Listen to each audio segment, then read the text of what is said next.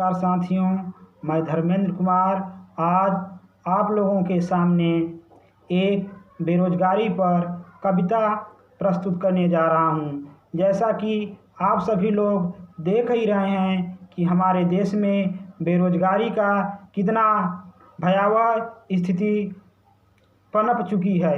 एक ओर जहां हमारे देश के किसान लड़ रहे हैं, वहीं दूसरी तरफ हमारे देश की युवा पीढ़ी रोजगार की तलाश में दिन रात मेहनत करने पर भी उन्हें रोजगार नहीं मिल पा रहा है। और जब वे अपने अधिकारों का मांग एक कानूनी अर्थात अधिकारों का मांग अपने संविधान के अधिकार की तरह मांगते हैं, तो उनके ऊपर क्या क्या नहीं किया जा रहा है। तो हम आप लोगों से कहना चाहते हैं, क्या नहीं लड़ सकते हम, क्या नहीं लड़ सकते हम अपने अधिकार के लिए, दिल में उमड़ते जज्बात के लिए। जब टूट ही रहे हैं सपने, जब टूट ही रहे हैं सपने, कौन जिम्मेदार है ऐसी हालात के लिए।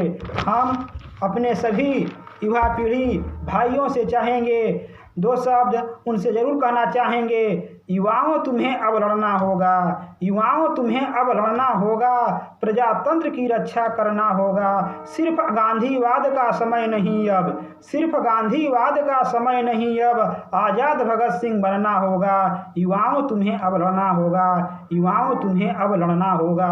अब तक तो किसान ही रोड पर थे, अब तक तो किसान ही रोड पर थे, लेकिन अब हम सबको भी चलना होगा, अब हम सबको भी चलना होगा।